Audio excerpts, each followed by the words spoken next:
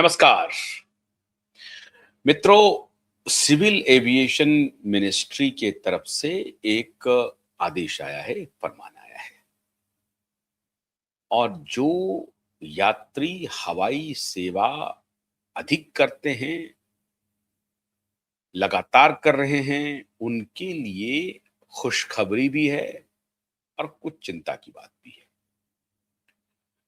होना कुछ और चाहिए था, हो कुछ और गया है। आदेश कुछ और आना चाहिए था, आदेश कुछ और आ रहा है। आदेश तो आना चाहिए था कि भाई किसी रूट पर मैक्सिमम फेयर कितना होना चाहिए। आदेश आना चाहिए कि अगर कोई ऐसी परिस्थिति हो जाए जिसमें कि हवाई यात्रा अनिवार्य हो उस रूट पर, तो उस पे आप अनाप शनाप फेयर नहीं ले सकते हैं। उदाहरण के तौर पर मैं आपको बता रहा हूं कि चंडीगढ़ दिल्ली के बीच में एक प्रदर्शन हो रहा था सड़क पर और सड़क यात्रा बाधित थी। ट्रेन से लोग आ जा रहे थे और जो लोग सड़क और ट्रेन भी काफी हद तक कुछ जगहों पर बाधित की गई थी जहां पर प्रदर्शन हो रहे थे।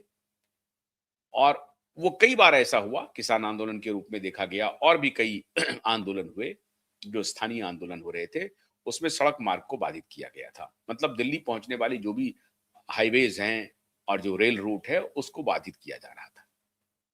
ऐसी परिस्थिति में एक ही मार्ग बचता था, वो था वायु मार्ग, हवाई यात्रा। अब हवाई यात्रा के लिए चंडीगढ़ से दिल्ली की जो फेयर था 92,000 था। 2,000 2,500 में जनरली वो फेयर रहता है दिल्ली चंडीगढ़ का। मुश्किल से 30 से 40 मिनट की यात्रा है। 250 किलोमीटर है दिल्ली से चंडीगढ़। उसके लिए 92,000 वसूले गए और ये ब्रॉड डे लाइट में हो रहा था। सरकार कहां थी? और यही सरकार थी, कोई दूसरी सरकार नहीं थी, मोदी जी की ही सरकार थी। सरकार कहां खोई थी? तो फैसला यह आना चाहिए था कि ऐसी विकट परिस्थिति में, विपरीत परिस्थिति में, जिसमें कि यात्रियों को यात्रा करना अनिवार्य हो, कोई साधन नहीं हो, आप उनकी अनिवार्यता का या उनकी मजबूरी का आप बेजा इस्तेमाल किस हद तक कर सकते हैं? करिए, बेजा इस्तेमाल तो करिए कि 2,500 की यात्रा आप कहें कि भाई 2,500 नहीं लेंगे, हम 5,000 लेंगे। 10,000 तक चले जाइए। जो 2,500 है आप 3 गुना ले लीजिए। भाई 300% का इजाफा कर दीजिए, कोई दिक्कत नहीं है। लेकिन यहां तो परसेंटेज चला गया साहब, उसके बारे में तो सोचना ही बेकार है। 92,000 और 2,500 का कोई मतलब है क्या? 92,000 में टिकट बेचे गए। जो हवाई यात्रा प्रोवाइड करने वाले जो एयरलाइंस हैं उनके तरफ से, और सरकार मौन रही, कुछ नहीं हुआ और ये 2-3 दिन तक चलता रहा। और ऐसा कई बार होता है। दिल्ली पटना की जब आप यात्रा करें या दिल्ली बेंगलोर की यात्रा करें, मुंबई की यात्रा करें, तो छोटे शहरों में तो और भी अधिक है। होली के समय ले लीजिए साहब, दीपावली के समय ले लीजिए आप, दशहरे के समय ले लीजिए आप। एक तरफ की जो यात्रा होती है जिसमें अमूमन आप 3,3500, 4,000, 4,500, 5,000, 6,000 तक जाता है। 20,000, 22,000, 25,000, 30,000 की टिकटें बिक रही होती है। तो कोई ना कोई तो आप रेगुलेशन लाएंगे ना कि साहब इससे अधिक आप फीस नहीं ले सकते, इससे अधिक आप फेयर नहीं ले सकते हैं। ये गलत है, ये इनह्यूमन है। तो यहां टकेसर भाजी, टकेसर खाजा चल रहा है साहब। पूरी तरह से सरकार इस मामले में, जिनको की इंटरवीन करना चाहिए था और हवाई यात्रा को सुलभ बनाने के लिए, सर्व सुलभ बनाने के लिए इंटरवीन करना चाहिए था, वो नहीं कर रहे हैं। आप अगर प्राइस फिक्सेशन कर रहे हैं तो आपके फ्लाइट मान लीजिए कि खाली जा रहे हैं, आप अगर प्राइस को कम कर दें, अब तो आपने क्या कर दिया, रेलवे में आपने फ्लेक्सी यात्रा कर दिया। मतलब जो राजधानी ट्रेन है या शताब्दी ट्रेन है उसमें आप जाएं तो आपको फ्लेक्सी टिकट खरीदने पड़ेंगे। आज कुछ है, कल का कुछ होगा, परसों का कुछ होगा फेयर। आज अगर आप जाते हैं तो हो सकता है कि 1,800 में मिल जाए टू टू एसी दिल्ली और पटना की अगर आप यात्रा कर रहे हैं तो 2 एसी की कीमत जो है वो 3400 रुपए है राजधानी में। लेकिन अगर आप, ये उनके ऊपर डिपेंड करता है, हो सकता है 4400 रुपए भी आपसे तहसील ले। तो आपने ये इसलिए किया क्योंकि आप चाह रहे थे कि जो यात्री राजधानी के एसी 2 या फर्स्ट क्लास से यात्रा कर रहे हैं या अन्य गाड़ियों में जो फर्स्ट क्लास से यात्रा कर रहे हैं, वो चाहें तो अपने को शिफ्ट कर सकते हैं एयर ट्रैवल की तरफ, क्योंकि वहां भी 4000 से 6000 के बीच में आप टिकट दे रहे हैं। तो लोग सोचते थे कि चलिए 3000 है, 4000 है, तो हम 6000 का की यात्रा कर लेते हैं। ये काम चलिए माना जा सकता है, आपने ठीक किया, लेकिन आगे का कोई कैप निर्धारित नहीं किया। और अभी आप कह रहे हैं कि बहुत बड़ा फरमान आ गया है साहब। और फरमान क्या आया है? मतलब खोदा पहाड़ निकली चुहिया, ऐसा फरमान है। जो अपेक्षा की जा रही थी हवाई यात्रियों की तरफ से कम से कम सरकार ऐसे, जैसा मैंने आपको कहा कि विपरीत परिस्थितियां अगर हो जाए तो आप एक कैप लगाएं, और नॉर्मल भी मान लीजिए त्योहारों के समय में आप एक कैप लगा दें कि दिल्ली पटना की आप अगर आप फेयर लेते हैं तो 4000 से लेकर के 8000 तक ले लें, 9000 तक ले लें, इससे ज्यादा आप नहीं ले सकते। आप ले रहे हैं 22000, 25000। तो कैसे ये हो रहा है? घूस पहुंच रहा है साहब, घूस, माला माल। सिविल एविएशन मिनिस्ट्री के अधिकारियों को पैसे पहुंच रहे हैं, वरना ये काम कैसे हो रहा है? इनह्यूमेन, पूरी तरह से इलॉजिकल फेयर आप तहसील रहे हैं। आप कह रहे हैं कि इसमें कमाई कर लें। आपने कभी देखा है कि दीपावली के समय में जो कपड़ा, रेमंड का ही कपड़ा मान लीजिए, रेमंड का कोई शर्ट का पीस है जो नॉर्मल डेज में मान लीजिए कि 2000 रुपए मीटर बिक रहा है, तो दीपावली के समय में वो 4000 मीटर हो जाता है? ऐसा नहीं होता है। वो हो सकता है कि 2000 के बजाय 2200 हो जाए, या 2300 हो जाए, 2500 हो जाए, लेकिन 2000 का 4000 रुपए पर मीटर वो खरीदने लगता है, ऐसा तो नहीं होता है। ये अकेला सिविल एविएशन है जिसमें कोई रूल रेगुलेशन नहीं है। आपने पूरी तरह से, और उसमें भी दो एयरलाइंस है जिनके पास 90% शेयर है साहब। एक तो इंडिगो और दूसरा है एयर इंडिया। 65% शेयर तो इंडिगो के पास है, और बाकी परसेंट जो है थोड़ा एयर इंडिया के पास है, और बाकी में जो है वो सारे एयरलाइंस है। तो पहली बात तो यह है कि दो एयरलाइंस, प्राइवेट एयरलाइंस पर अगर आपने पूरी सिविल एविएशन को उसके कंधे पर टिका दिया है तो ये तो मोनोपोली करेंगे। आपने मोनोपोली करने के लिए उनको छोड़ दिया है। वो कहेंगे कि ठीक है, हम इससे कम में जाएंगे नहीं, आप मत जाइए, आप, आपके पास कोई सुविधा ऑल्टरनेट नहीं है। आपने एयरलाइंस को छूट नहीं दी। अभी आपने दिया है उड़ान सेवा के तहत, कुछ एयरलाइंस को छूट दिया है, वो भी कहानी है, पता नहीं सस्टेन कर पाएंगे कि नहीं कर पाएंगे वो, क्योंकि इनका तो डीप पॉकेट है, इनका तो 7000 करोड़ रुपए का प्रॉफिट है, तो इनका तो डीप पॉकेट है, ये तो चला लेंगे। अभी हुआ, अभी आपने देखा कि इंडिगो ने क्या क्या कियोस्क किया। उनको 1 साल पहले कहा गया, 18 महीने पहले बल्कि कहा गया कि आप अपने फ्लीट में क्रू मेंबर्स को ज्वाइन कराइए, एक्सपीरियंस क्रू मेंबर्स को ज्वाइन कराइए, इसकी डिटेल दीजिए। 18 महीने तक इंडिगो सोया रहा, और उसके बाद जब सरकार का डंडा चला कि भाई आपके पास क्या है मैन पावर का, हमको दीजिए, तो उसने कहा कि मेरे पास मैन पावर ही नहीं है, और उसने ग्राउंड कर दिया आपने सारे इसको। त्राहिमाम मच गया। और ये खाली डोमेस्टिक एयर सर्विस पर इंपैक्ट नहीं हुआ, इसका इंटरनेशनल सर्विस पर इंपैक्ट हुआ, और वो इसलिए हुआ क्योंकि आपका 65% का स्टेक अकेले इंडिगो के पास है। बाकी में मैक्सिमम शेयर जो है 25% के आसपास एयर इंडिया के पास है, और बाकी 10% में सारे लोगों के पास है। ये तो है आपकी स्थिति साहब। ऐसी स्थिति में आपसे अपेक्षा की जा रही थी सरकार से कि वो यात्रियों के लिए कुछ विशेष लेकर के आए। लेकर के क्या आए साहब? 60% सीट पर कोई चार्ज नहीं लगेगा। अरे भाई, 60% सीट पे कोई चार्ज नहीं लगेगा, उसमें से 200-300 रुपए लोग देते थे। किसी किसी सीट पे 1000-1200 रुपए भी देने पड़ते थे।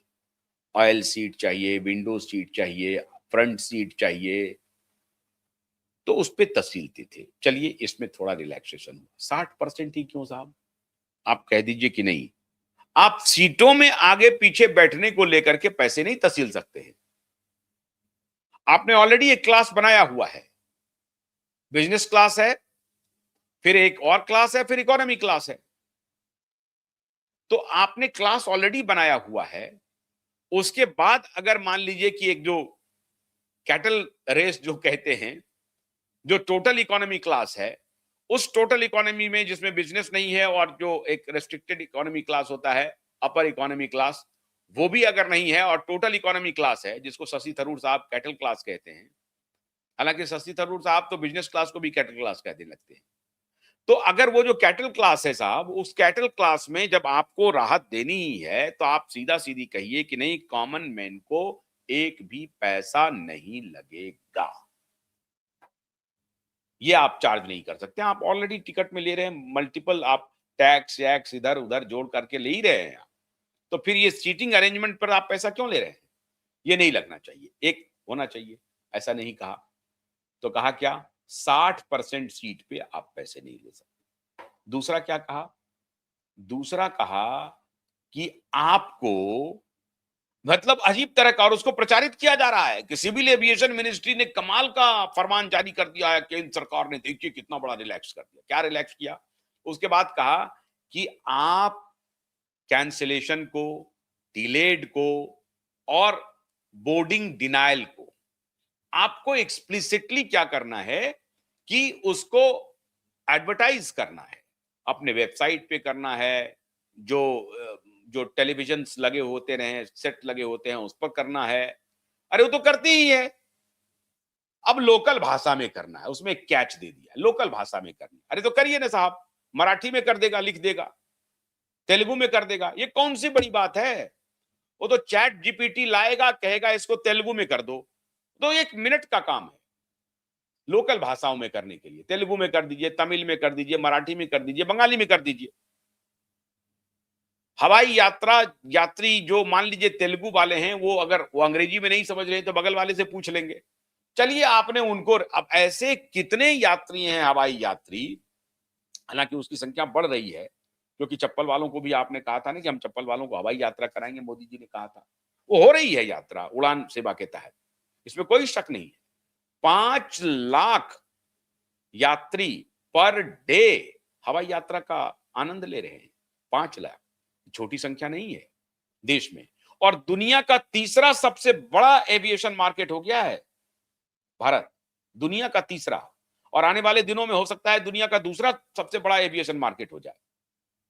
अमेरिका का तो टाइम जोन अलग है, इतनी दूरी है कि आप 4-4 घंटे की फ्लाइट अमेरिका में है, उत्तरी और दक्षिणी अमेरिका में अगर आप जाएंगे तो अमेरिका में भी आपको टाइम जोन चेंज हो रहा है, तो 4-4 घंटे का फ्लाइट है। भारत में जो मैक्सिमम फ्लाइट है, उसका जो टाइम है, वो 2 घंटा 50 मिनट या 3 घंटे के आसपास से ज्यादा नहीं है।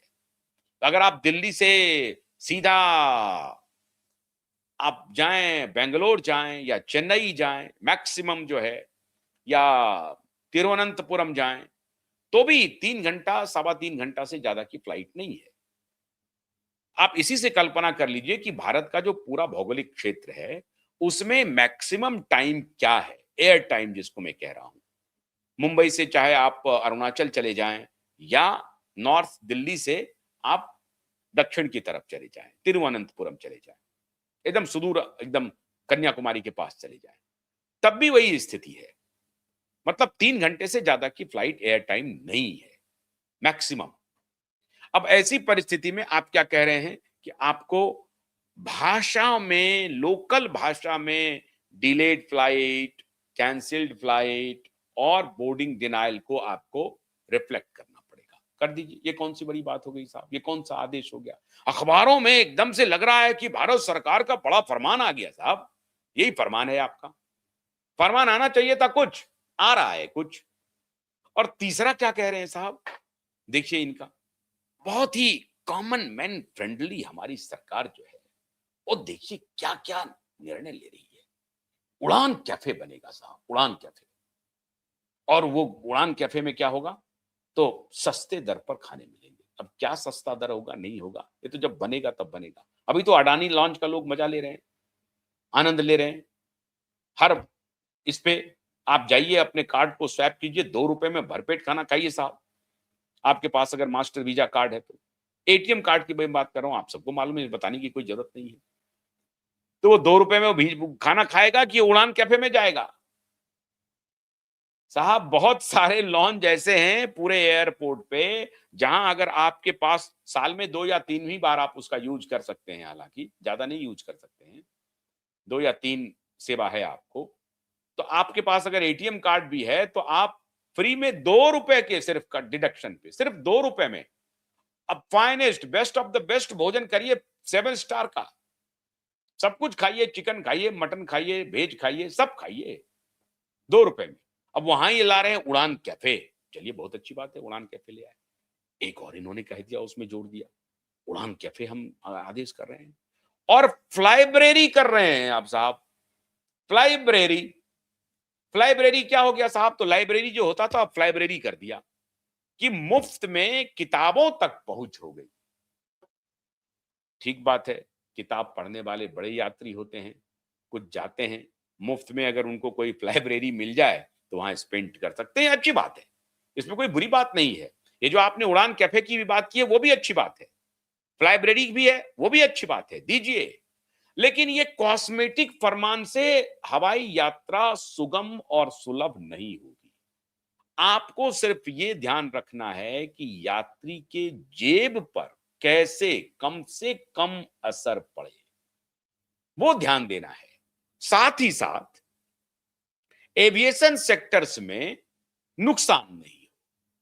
जो फ्लाइट ऑपरेटर्स हैं, सर्विस प्रोवाइडर हैं, उनको नुकसान भी नहीं हो, लेकिन उनके प्रॉफिट मार्जिन को आप लगातार बढ़ाते चले जाएं और जो कम्यूटर्स हैं, जो यात्री हैं, उनके जेब में आप एक से एक बड़े छेद करते चले जाएं।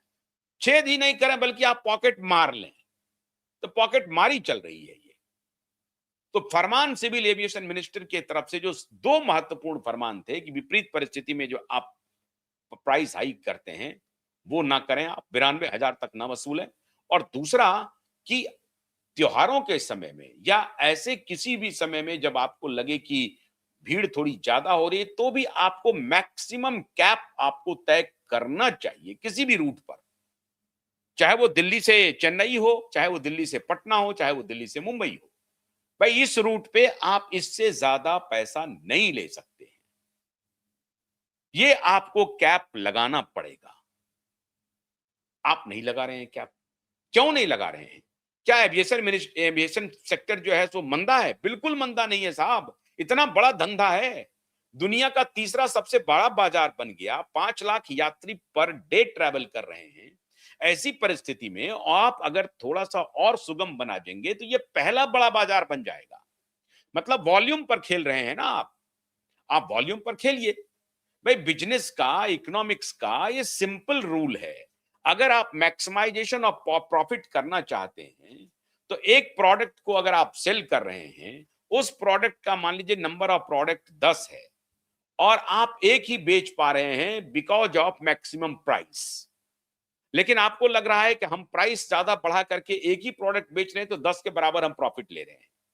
अगर आप ये कर लें कि 10 प्रोडक्ट आपके पास है और आपने प्रॉफिट मार्जिन कम कर दिया, प्राइस आपने घटा दिया, तो वॉल्यूम क्या होगा? फिर दूसरा प्रोडक्ट भी बिक जाएगा, तीसरा भी बिक जाएगा, चौथा भी बिक जाएगा, 10 के 10 प्रोडक्ट बिक जाएंगे, तो फिर आपका प्रॉफिट मार्जिन तो उतना बना रहा ना, और आपके पास सप्लाई ऑलरेडी है प्रोडक्ट की। मतलब अगर आपके पास एयरक्राफ्ट पर्याप्त मात्रा में मौजूद हैं, आपके सर्विस में कोई परेशानी नहीं हो रही है। आज क्या हो रहा है उत्तर प्रदेश में? आपने इतने बड़े बड़े एयरपोर्ट बना लिए, बनते गए बंद होते गए, बनते गए बंद होते गए, उनको नहीं मिला। अगर आप उड़ान सेवा के तहत आपकी योजना थी कि 2,500 रुपए में हम दे देंगे यात्रा हम सुलभ करवा देंगे यात्रियों के लिए 2,500 रुपए में। मान लीजिए कि अगर 30 से 35 मिनट की एयर ट्रैवल है, उसमें आप अगर 2,000 रुपए ले लेते हैं, 2,500 रुपए ले लेते हैं, तो इसमें कोई शक नहीं है कि यात्री उधर जाएंगे, जा सकते हैं। लेकिन आप ये करने के लिए तैयार ही नहीं है। तो एक तरफ गुणगान कर रहे हैं कि हमने 26 एयरपोर्ट खोल दिए और ऑपरेशनल कितने हैं ये आप ही जानते हैं। वही हालात हैं पूरे देश भर में।